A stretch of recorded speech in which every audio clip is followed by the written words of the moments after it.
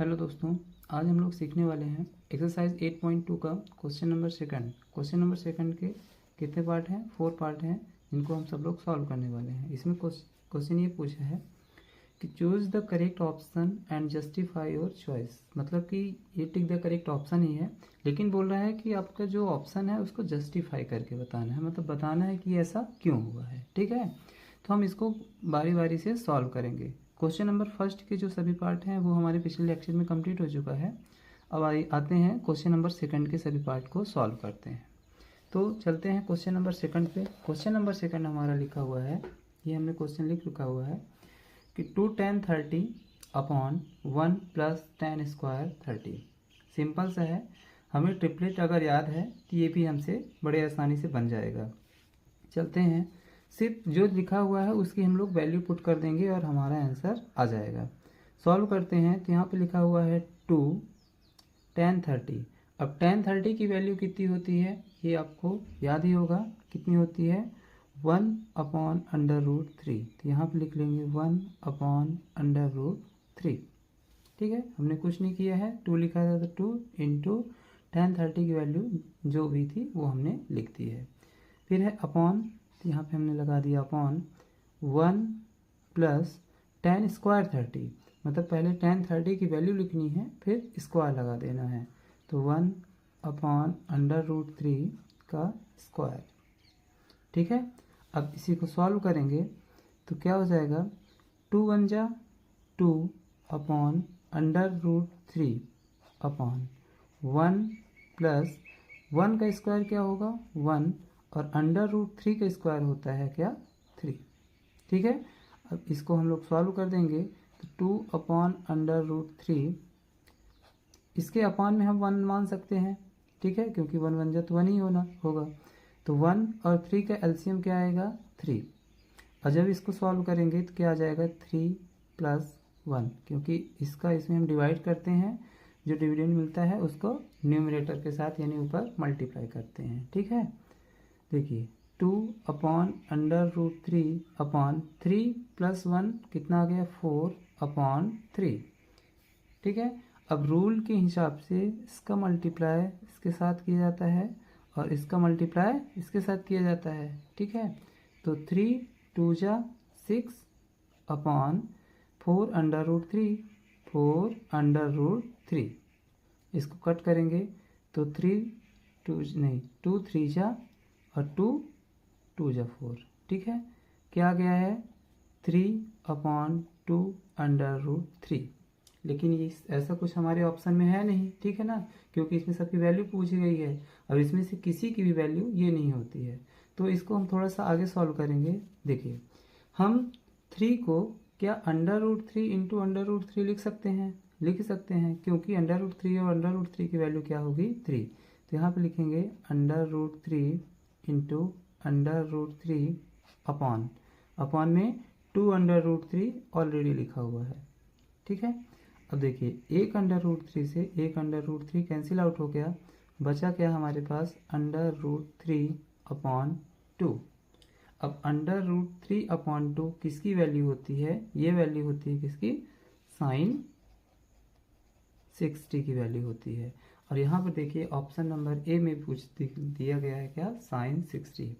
तो question number first का first option A option हमारा सही हो जाएगा। ठीक है, आई होप कि आपको अच्छे से समझ में आ रहा होगा। अब चलते हैं हम क्वेश्चन नंबर सेकंड की ओर। क्वेश्चन नंबर सेकंड हमारा क्या बोल रहा है, 1 minus tan square 45 upon 1 plus tan square 45।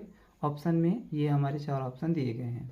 बहुत ही इजी क्वेश्चन है ये, इसको हम सॉल्व करेंगे तो 1 माइनस tan 45 की वैल्यू कितनी होती है 1, तो यहाँ पे लिख देंगे 1, और यहाँ पर स्क्वायर लगा है तो इसके 1 के इसमें स्क्वायर लगा देंगे।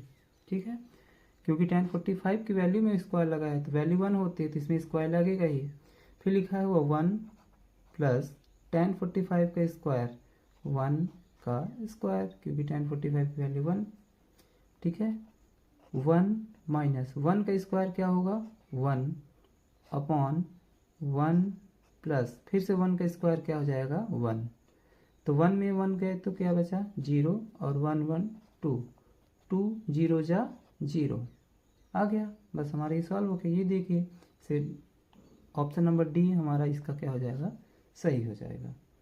ठीक है, अब आते हैं क्वेश्चन नंबर 3 की ओर। क्वेश्चन नंबर 3 हमारा क्या लिखा हुआ है कि sin 2a is equal to 2 sin a is true when a, मतलब कि ये दोनों हमारा सही होगा, इक्वल होंगे एक दूसरे के, जब हम a की वैल्यू क्या माने, 0 माने, 30 माने, कि 45 माने, कि 60 माने। a मतलब एंगल, कौन सा एंगल माने। ठीक है, तो स्टार्ट करते हैं। सबसे पहले ऑप्शन नंबर ए से ही स्टार्ट करते हैं।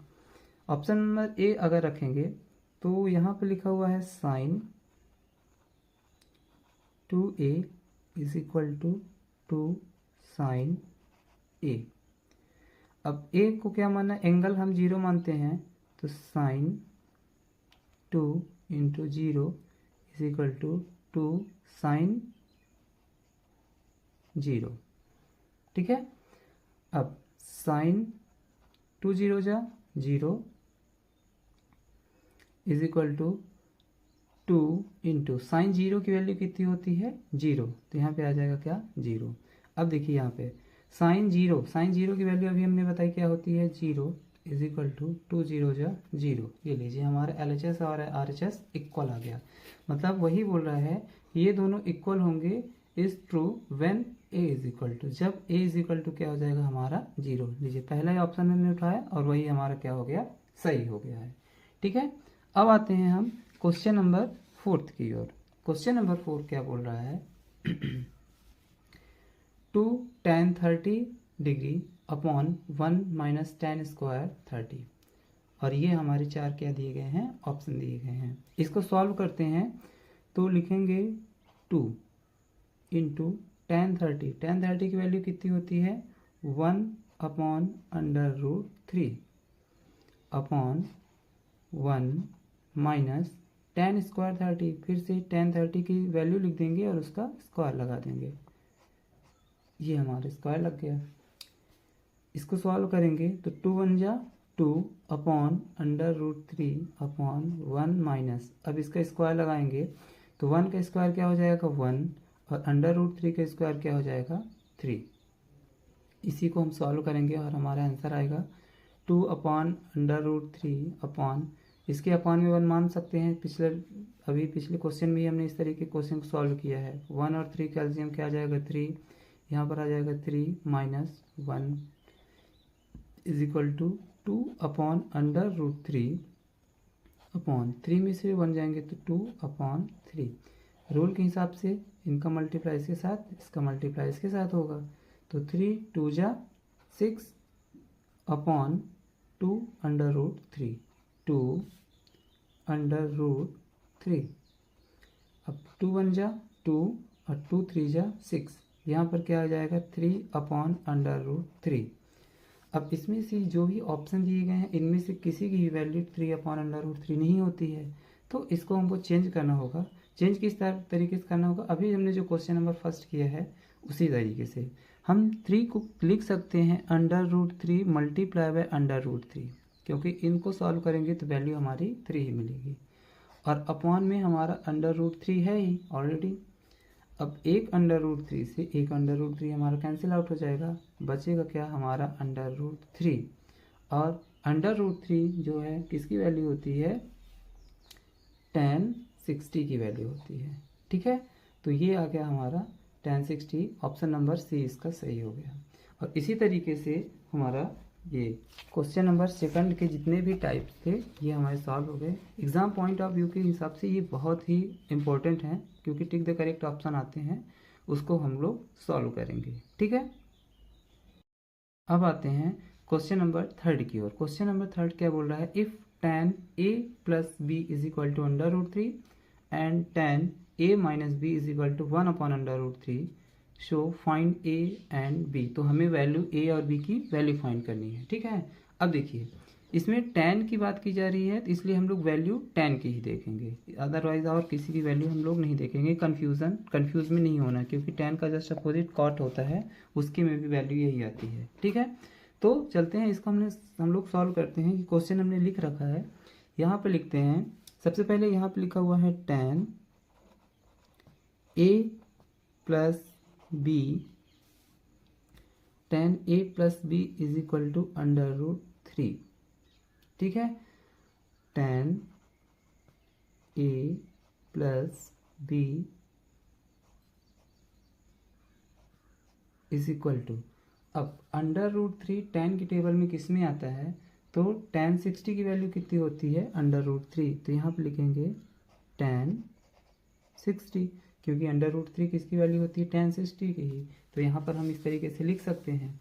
ठीक है, अब इसको हम देखते हैं, तो tan से tan हमारा कैंसिल आउट हो गया, बचा क्या, a plus B is equal to 60।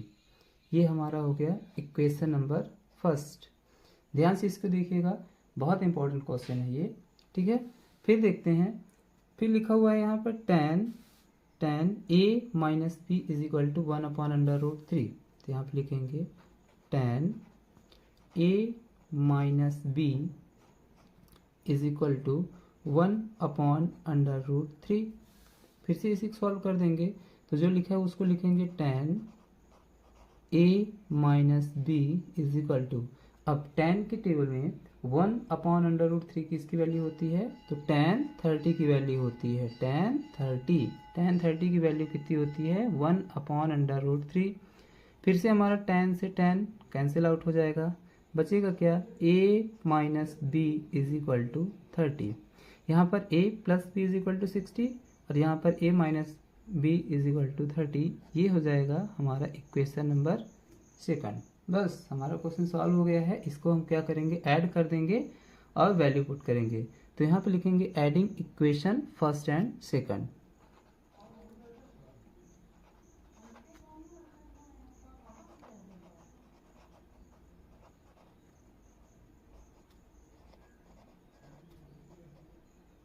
First and second, तो a plus B is equal to 60 plus a minus B is equal to 30। Solve करेंगे, ये प्लस का ये माइनस का ये एक दूसरे से कैंसिल आउट हो जाएंगे, बचेगा a 2a is equal to 60 में 30 ऐड करेंगे तो क्या हो जाएगा 90।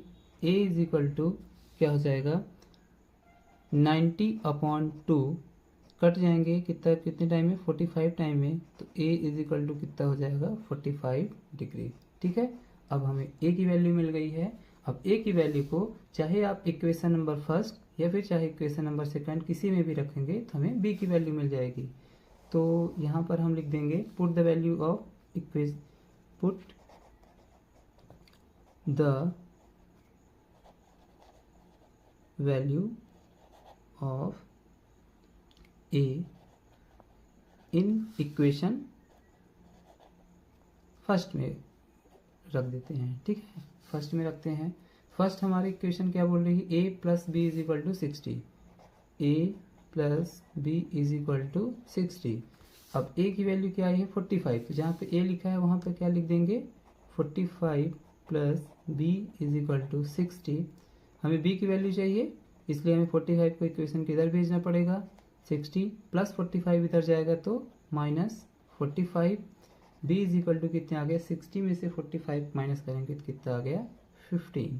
ठीक है, और यही हमसे पूछा हुआ था, क्या पूछा हुआ था, देखिए यहाँ पर कि फाइंड a एंड b। तो यहाँ पे लिखेंगे a is equal to 45 and b is equal to 15 degree. ठीक है, आई होप कि ये अच्छे से समझ में आया होगा। अगर आपको कहीं पे भी कुछ डाउट आता है तो आप कमेंट सेक्शन में हमसे पूछ सकते हैं। ये देखिए बहुत ही इंपॉर्टेंट क्वेश्चन और बहुत ही इजी लैंग्वेज में हमारा ये सॉल्व हो गया है।